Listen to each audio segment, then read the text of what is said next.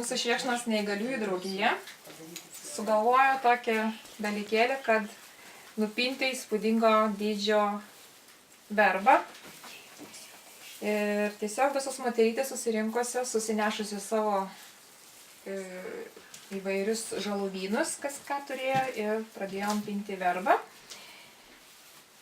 O kodėl tokia didelė? Tai tiesiog kažkaip tai norėjusi savo žmogiukus nustebinti kažkuom, tai kad tą kasdienybę biškį kažkaip paįvairinti ir kad būtų ta tokia šventiškesnė, įspūdingesnė ta šventė mūsų verbų.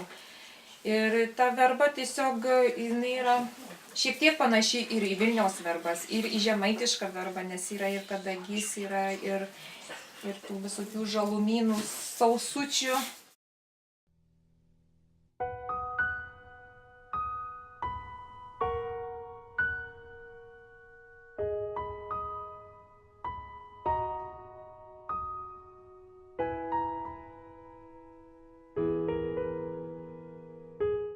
Va, šiandien pamatavom mūsų nupintą verbą.